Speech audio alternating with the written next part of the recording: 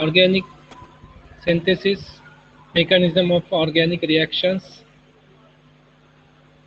natural products, spectroscopy, the spectroscopy, mass spectroscopy, UV spectroscopy, okay, NMR spectroscopy, agrochemicals, ये सारी चीज़ों के बारे में हमने इससे पहले जो है सिलेबस पॉइंट ऑफ व्यू से हमने उसका सब कुछ कौन कौन से सब पॉइंट से हमने स्टडी किया है।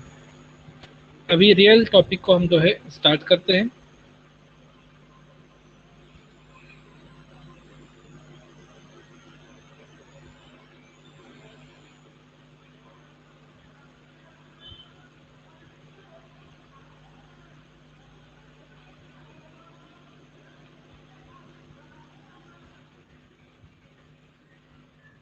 मैकेनिज्म का पार्ट आपको समझ में आया, मैकेनिज्म एक्चुअल में कैसा होता है। सिस्टमेटिकली हम फिर से एक बार देखेंगे जब भी हम मैकेनिज्म के जो है एग्जांपल्स पढ़ेंगे, उस टाइम में फिर से हम एक मरतबा देखेंगे उसको। ओके, तो मैकेनिज्म ऑफ ऑर्गेनिक रिएक्शंस, ये पार्ट है यूनिट फर्स्ट का। इसके अंदर हम basic term and basic concepts देखेंगे। बेसिक टर्म में बॉन्ड फिशन है, पहला इंपॉर्टेंट टर्म है इसमें बॉन्ड फिशन। सबसे पहले हमको बॉन्ड फिशन में ये देखना है कि ये जो एरो है यहाँ पर, स्क्रीन विजिबल है सर? ओके, तो बॉन्ड फिशन में सबसे पहले ये देखना है हमको कि ये जो एरो दिया हुआ है, ये एरो, ओके, ये एरो क्या इंडिकेट करता है कि ये जो इलेक्ट्रॉन प्रेजेंट है, जो भी बॉन्ड फॉर्म होता है 2 इलेक्ट्रॉन से फॉर्म होता है। ओके, 2 इलेक्ट्रॉन की शेयरिंग होती है, बॉन्ड फॉर्म होता है। फॉर एग्जांपल ये ए जो एटम है इसको फॉर्म किया है यहाँ पे, 2 इलेक्ट्रॉन शेयरिंग करके यहाँ पे एक बॉन्ड फॉर्म हुआ है। तो जब भी ये इलेक्ट्रॉन शिफ्ट होते हैं, ओके, तो शिफ्ट जब भी होते हैं तो वो शिफ्ट क्या होते हैं, वन साइड एक एटम पे जब शिफ्ट हो रहे, जो एरो का जो हेड है जो एटम पे होगा, इसका मतलब क्या है, वहाँ पर वो शिफ्ट हो रहे हैं। और जो उसकी जो टेल है जहाँ पे है, वहाँ से वो आइटम्स शिफ्ट होने वाले हैं, और जहाँ पे हेड है वहाँ पे शिफ्ट होंगे। ओके, तो इस तरह से इसका रिप्रेजेंटेशन होता है, इसको एरोज बोलते हैं। तो एरोज के भी टाइप्स है। ओके, अब एरोज के टाइप्स कौन कौन से रहेंगे। एरो में जो है एक हाफ एरो होता है, एक फुल एरो होता है। ओके, अब हाफ एरो कैसा होता है, उसको सिर्फ एक सिंगल हेड होता है। ओके, अब ये डबल हेड में यहाँ पे रिप्रेजेंट किया गया, सिंगल हेड होता है और डबल हेड होता है। ओके, एरो के टाइप से। तो ये मैकेनिज्म में हम ये टर्म्स यूज करने वाले हैं, इसलिए हम देख रहे हैं कि अब यहाँ पे देखिए बॉन्ड फिशन के अंदर, in that homolytic fission and another one is the heterolytic fission. Okay, homolytic fission में क्या होगा, lytic means lysis break down. Okay, homo means equal amount में। अब ये दोनों के बीच का जो बॉन्ड है ब्रेक होगा, यानी मीन्स क्या हो रहा है यहाँ पे कि 2 इलेक्ट्रॉन जो है डिवाइड होंगे यानी दोनों भी प्रॉपरली होमोलाइटिक, यानी दोनों को भी सेम ओके इक्वल क्वांटिटी में डिवाइड होंगे। जैसा कि आप फॉर एग्जांपल यहाँ पे सेम आइटम है, होमो आइटम से, तो होमो आइटम से तो at that times 2 electron are shifted on the 2 atoms. Okay, तो यहाँ पर देखिए फ्री रेडिकल्स फॉर्म होंगे। तो इलेक्ट्रॉन जब सिंगल फॉर्म में रहते हैं, सिंगल इलेक्ट्रॉन डॉटेड फॉर्म में एटम के ऊपर रिप्रेजेंट किया जाता है, तो उसको हम रेडिकल्स बोलते हैं, फ्री रेडिकल्स बोलते हैं। तो यहाँ पर एटम सेम था, एटम सेम होने की वजह से ओके, दो अभी जो बॉन्ड फॉर्म हुआ है ए का, ये क्या है, होमो एटम से। होमो एटम्स होने की वजह से दोनों में जो कंसेप्ट है इलेक्ट्रोनेगेटिविटी का वो सेम है। तो सेम क्वांटिटी में दोनों क्या करेंगे, इलेक्ट्रॉन को जो है अपने तरफ अट्रैक्ट करेंगे। ओके, तो शिफ्टिंग ऑफ इलेक्ट्रॉन जो होंगी वो प्रॉपरली दोनों की भी कैसे होंगी, सेम होंगी। इसलिए यहाँ पे होमोलाइटिक फिशन हो गया, सेम आइटम होने की वजह से होमोलाइटिक फिशन। अब नीचे देखिए आइटम दिया हुआ है दूसरा, ए एंड बी। एक है ए और बी, दोनों के बीच में क्या है, यहाँ पे बॉन्ड फॉर्म हुआ है। तो यहाँ पर जो है अब 2 डिफरेंट आइटम्स है, यहाँ पे बॉन्ड की शिफ्टिंग, इलेक्ट्रॉन की शिफ्टिंग होंगी। तो इलेक्ट्रॉन की शिफ्टिंग होने के बाद यहाँ पर जो शेयरिंग ऑफ इलेक्ट्रॉन्स है वो क्या होगा, अनइक्वल होगा। अनइक्वल मीन्स जिसकी इलेक्ट्रोनेगेटिविटी ज़्यादा रहेंगी वो शेयर पेयर्ड इलेक्ट्रॉन को अपनी तरफ अट्रैक्ट कर लेगा। तो यहाँ पर ए जिसके पास इलेक्ट्रॉन पूरे दोनों भी इलेक्ट्रॉन शिफ्ट हो गए, ओके, और एक के पास एक भी इलेक्ट्रॉन नहीं गया, इसका मतलब यहाँ पे हेट्रोलाइटिक फिशन हुआ।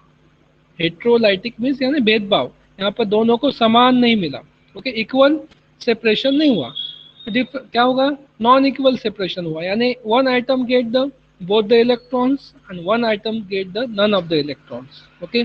तो जिसको नन ऑफ द इलेक्ट्रॉन है, जिसके पास कोई इलेक्ट्रॉन नहीं है, वो उसको हम कैटायन बोल कर रिप्रेजेंट करेंगे। इसके सर पे क्या रहेगा, पॉजिटिव चार्ज। पॉजिटिव चार्ज क्या इंडिकेट करेगा कि इसके पास इलेक्ट्रॉन्स की कमी है।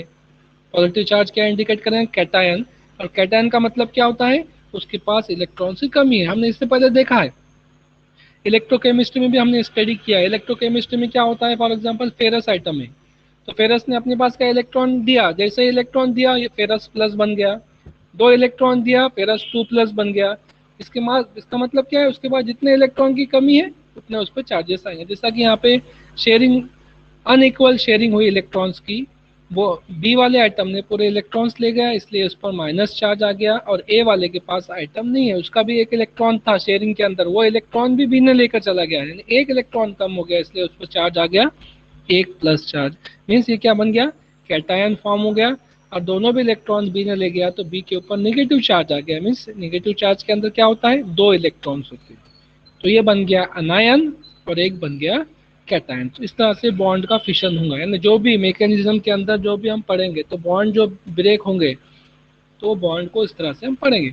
जनरली बॉन्ड फिशन जो है, होमोलाइटिक फिशन सिर्फ किसके केस में होगा, जहाँ पे हम जो है यूवी रेज यूज कर रहे हैं, ओके, जहाँ पे रेडिकल फॉर्मेशन है, रेडिकल का मैकेनिज्म है, at that time only the homolytic bond fissions, okay, हम स्टडी करेंगे। अब जहाँ पे मैकेनिज्म पढ़ना है दूसरे रिएक्शंस, ओके, रेडिकल मैकेनिज्म नहीं है, रेडिकल मैकेनिज्म के एग्जांपल्स बहुत कम है। रेडिकल मैकेनिज्म सब जगह पे हम यूज नहीं करते, जनरली वो फोटोकेमिस्ट्री में यूज होता है, ओके। तो अब दूसरा जो रिमेनिंग पार्ट है ऑर्गेनिक रिएक्शंस में, मैक्सिमम टाइम्स हम जो हेट्रोलाइटिक फिशन यूज करते हैं, यानी वहाँ पर क्या होगा, जब भी बॉन्ड ब्रेक होगा तो एक आइटम पर नेगेटिव चार्ज आएगा और एक आइटम पे जो है पॉजिटिव चार्ज आएंगे। ये मैक्सिमम टाइम हम यूज करने वाले हैं। कौन सा वाला, हेट्रोलाइटिक वाला। होमोलाइटिक वाला ये फोटोकेमिस्ट्री में आता है, हेट्रोलाइटिक वाला हम मैक्सिमम टाइम यूज करेंगे। तो जब भी बॉन्ड ब्रेक होगा, इसका मतलब वहाँ पे एक तो पॉजिटिव चार्ज फॉर्म होगा, यानी एक कैटायन बनेगा, और एक जो है एनायन बनेगा। यानी इसका मतलब दूसरे सिंपल लैंग्वेज में बोला जाए, कैटायन मीन्स क्या रहेगा, इलेक्ट्रॉन डिफिशियंट आइटम, उसके पास इलेक्ट्रॉन की डिफिशियंसी है। और दूसरा जो रहेगा एनायन जो रहेगा, वो इलेक्ट्रॉन रिच आइटम, उसके पास इलेक्ट्रॉन ज़्यादा है। यहाँ पे देखिए, और एक है हेट्रोलाइटिक फिशंस का एग्जांपल, ओके। तो हेट्रोलाइटिक फिशन में दो डिफरेंट आइटम है, दो डिफरेंट आइटम है, दोनों की कैपेसिटी अलग अलग है, दोनों की इलेक्ट्रोनिगेटिविटी अलग है। जिसकी इलेक्ट्रोनिगेटिविटी ज़्यादा रहेंगी वो जो है शेड पेड ऑफ इलेक्ट्रॉन को अपने तरफ अट्रैक्ट कर लेगा। तो यहाँ पे देखिए एक बन गया cation, X plus is the cation, Y minus is the anion. Another case here is the x minus is the anion, y plus is the cation. यानी हमारे यहाँ पे डिफाइन नहीं है, इसलिए हमने इस तरह से लिखे हैं, ओके, आइटम डिफाइन नहीं है। उसके बाद होमोलाइटिक फिशन के अंदर क्या होगा, होमोलाइटिक फिशन के अंदर दोनों का ब्रेकडाउन क्या होगा, सेम होगा, इक्वल होगा। x को भी एक इलेक्ट्रॉन मिल गया, y को भी एक इलेक्ट्रॉन मिल गया, लेकिन यहाँ पे आइडेंटिफाई नहीं है कि x और y अलग अलग है या सेम है, ओके। उसके बाद नेक्स्ट और एक एग्जांपल से हम समझेंगे कि हेट्रोलाइटिक फिशन होता कैसा है। फॉर एग्जांपल ए और बी दिया गया है, तो यहाँ पर ए बन गया, ए के पास इलेक्ट्रॉन नहीं है इसलिए कैटायन बन गया, cation means electron deficient species. B के पास नेगेटिव चार्ज है, इसका मतलब दोनों भी इलेक्ट्रॉन उसके पास शिफ्ट हो गए, वो बन गया anion, anion means electron rich species where B is a more electronegative than the A. जब ऐसा होता है कि बी पे जाता है नेगेटिव चार्ज, बी पे अनायन फॉर्म होता है, तो इसका मतलब बी की इलेक्ट्रोनेगेटिविटी ए से ज़्यादा है। रिवर्स कर देते हैं हम, ओके। रिवर्स में क्या करते हैं, रिवर्स में देखते हैं कि ए की इलेक्ट्रोनेगेटिविटी ज़्यादा है, ओके।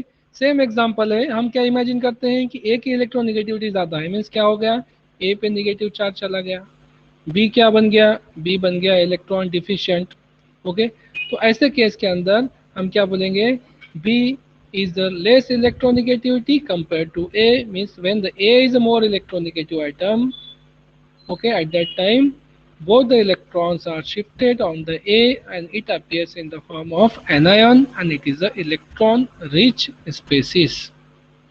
यहाँ तक ये बॉन्ड फिशन की बात है.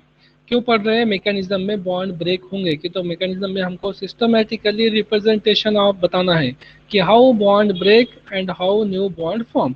फॉर एग्जांपल मैं आपको एक एग्जांपल देता हूँ कि समझिए कि कोई कार्बन और ऑक्सीजन का बॉन्ड है. इमेजिन करिए जैसा कि यहाँ पे जो लास्ट एग्जांपल है ए और बी का दिया गया है, तो ए के बी की जगह एक को समझिए कार्बन, एक को समझिए ऑक्सीजन. अब देखिए दोनों का इलेक्ट्रोनेगेटिविटी जब चेक करेंगे हम कि तो ये कंसेप्ट हेट्रोलाइटिक फिशन का कंसेप्ट डिपेंड क्या पे करता है? इलेक्ट्रोनेगेटिविटी पे डिपेंड करता है. तो एक ए और बी की जगह पे हमने कार्बन और ऑक्सीजन लिए. अब हम इमेजिन करते हैं कि ये दो एटम्स के बीच में बॉन्ड है. ओके, अब इनको हमको हेट्रोलाइटिक फिशन करना है. तो हमको पता है, हमको क्या पता है कि ऑक्सीजन की इलेक्ट्रोनेगेटिविटी कार्बन से ज़्यादा है. तो जब भी बॉन्ड ब्रेक होगा तो ऑक्सीजन क्या करेगा? पूरे इलेक्ट्रॉन की जो शेयर्ड पेयर ऑफ इलेक्ट्रॉन है वो अपने तरफ अट्रैक्ट कर लेगा, यानी ऑक्सीजन पे निगेटिव चार्ज आ जाएगा. ऑक्सीजन पे चार्ज कौन सा आ जाएगा? Negative charge. ओके, ये था बॉन्ड फिशन के बारे में. उसके बाद है रिएक्शन इंटरमीडिएट. हमने इससे पहले रिएक्शन इंटरमीडिएट का कंसेप्ट देखा है. कहाँ पे देखा है? जब भी हम SN1 रिएक्शन, SN2 रिएक्शन जब भी स्टडी करते थे उसकी जो है क्या दिखाते थे? एनर्जी प्रोफाइल डायग्राम दिखाते थे. उस टाइम में हम रिएक्शन इंटरमीडिएट नाम की टर्म्स हमने यूज की है. ओके, फॉर एग्जांपल यहाँ पे एक रिएक्शन दी गई है. ओके, यहाँ पे रिएक्शन क्या दी गई है कि कार्बन के ऊपर 3 मिथिल ग्रुप है और एक ब्रोमीन आइटम है. Okay, bromine atom is act as a leaving group. Okay, bromine atom यहाँ से निकलने वाला है. तो पहली स्टेट होंगी ट्रांजिशन स्टेट. ट्रांजिशन स्टेट में क्या बताएंगे हम? कौन सा आइटम टूटने वाला है, डैट डॉट डॉट लाइन से बताएंगे. ब्रोमीन यहाँ से निकल गया. जैसे ही ब्रोमीन यहाँ से निकल गया, रेड कलर में देखो यहाँ पर दिख रहा है कि ब्रोमीन निकलने के बाद ब्रोमीन की इलेक्ट्रोनेगेटिविटी कार्बन से ज्यादा थी. ओके, हम याद करेंगे बाद में. मैं आपको एक सीक्वेंस बताऊंगा जिससे आपको समझ में आएगा किसकी इलेक्ट्रोनेगेटिविटी ज्यादा है. मेरे पास शॉर्ट फॉर्म है, वो शॉर्ट फॉर्म से हम याद रखेंगे. अभी कार्बन और ब्रोमीन के बीच में बॉन्ड है. ओके, कार्बन और ब्रोमीन के बीच में बॉन्ड है. अब यहाँ पर देखिए ब्रोमीन की इलेक्ट्रोनेगेटिविटी ज़्यादा है, कार्बन की इलेक्ट्रोनेगेटिविटी कम है. तो obviously share pair of electron कौन लेकर जाएगा? ब्रोमीन लेकर जाएगा. पहली ट्रांजिशन स्टेट में हम डॉटेड लाइन बताए. डॉटेड लाइन में हमने इंडिकेट करना चालू किए कि ब्रोमीन के ऊपर डेल्टा नेगेटिव ग्रेटर चार्ज है, इलेक्ट्रोनेगेटिविटी स्लाइटली ज़्यादा है. पॉजिटिव किस पर है? कार्बन पे है. कार्बन से पॉजिटिव मीन्स कार्बन क्या है? Slightly having the more positive charge, यानी इलेक्ट्रॉन डिफिशिएंट स्पीसीज बनने वाला है. जब ब्रेक हो गया कंप्लीटली, यानी कार्बन पे कौन सा चार्ज आ गया? प्लस चार्ज आ गया और ब्रोमीन वहां से निगेटिव चार्ज बनकर निकल गया. तो कार्बन क्या बन गया यहाँ पे? Cation. Cation means electron deficient species. Okay, अब ये इलेक्ट्रॉन डिफिशिएंट स्पीसीज पे क्या होगा? H2O मॉलिक्यूल अटैक करेगा. अब H2O मॉलिक्यूल अटैक किया, यहाँ पे वापस से फिर क्या होगा? Transition state means bond formation चालू हो रहा है. फिर से क्या हो रहा है? बॉन्ड फॉर्मेशन चालू है. किसका? कार्बन के ऑक्सीजन के बीच में. वापस से फिर क्या मिल गया आपको? एक वाटर का मॉलिक्यूल अटैच हो गया इसके साथ, CH3 के साथ.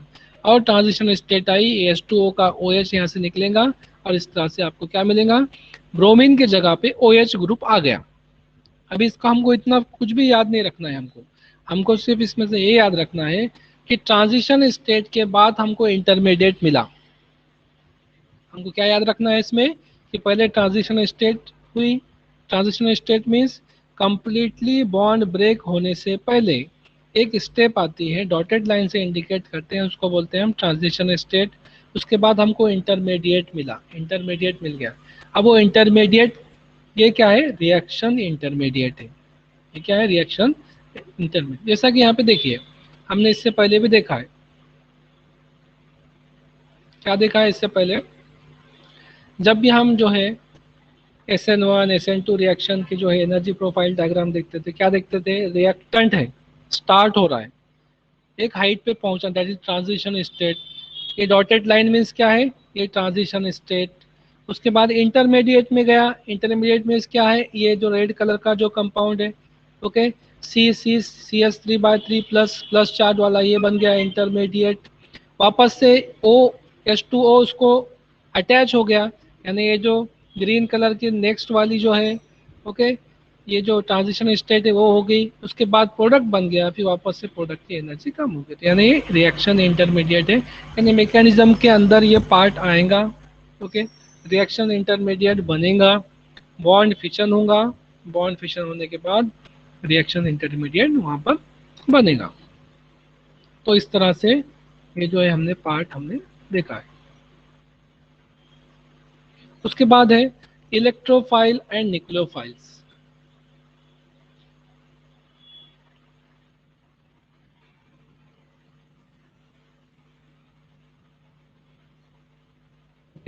अब इलेक्ट्रोफाइल्स और न्यूक्लियोफाइल्स क्या है, ये टर्म हमारी बहुत ज़्यादा यूज में आने वाली है, ओके। ये टर्म बहुत ज़्यादा यूज करेंगे हम, क्योंकि जब भी हम रिएक्शंस देखेंगे तो वहाँ पे हम वर्ड यूज करेंगे electrophile nucleophile, electrophile nucleophile, okay.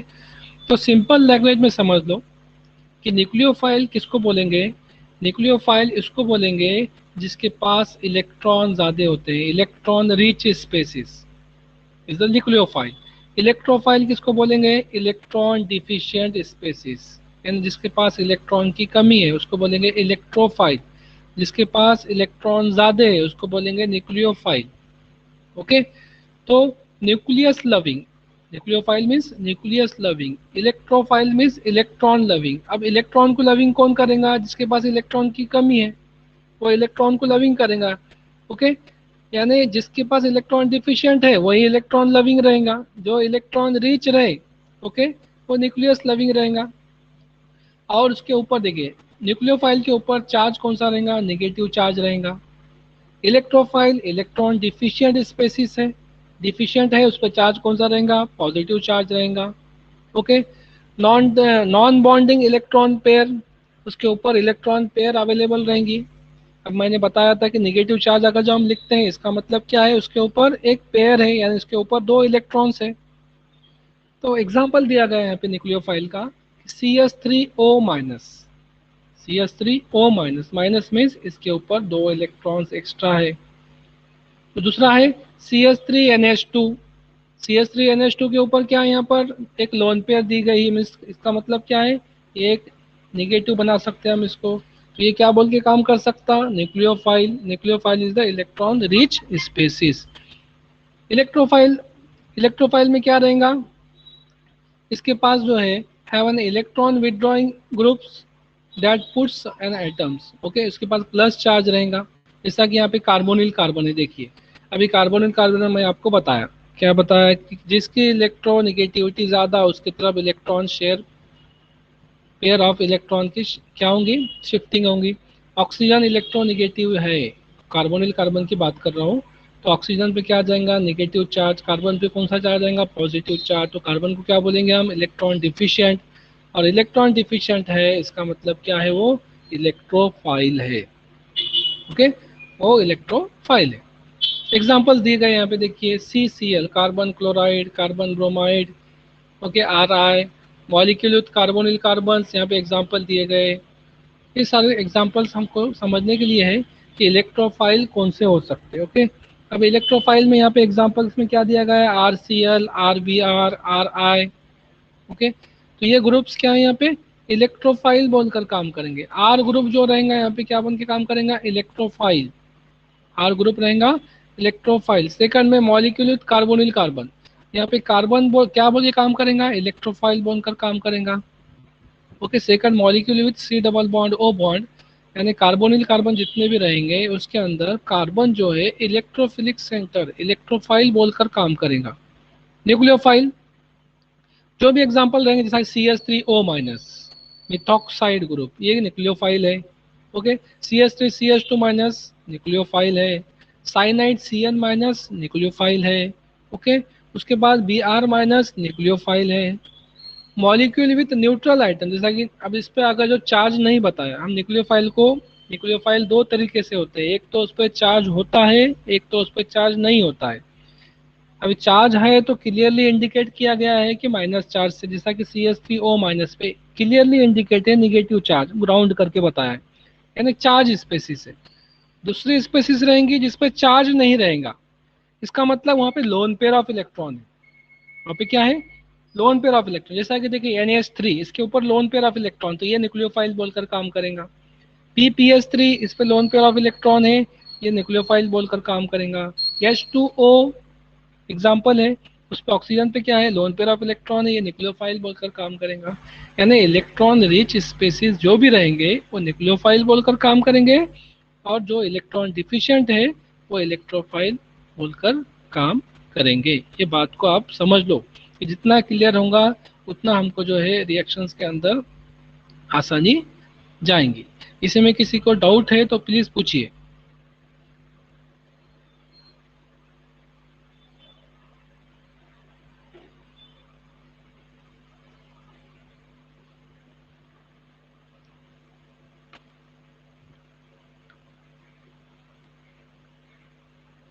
है किसी को डाउट इलेक्ट्रोफाइल और न्यूक्लियोफाइल में?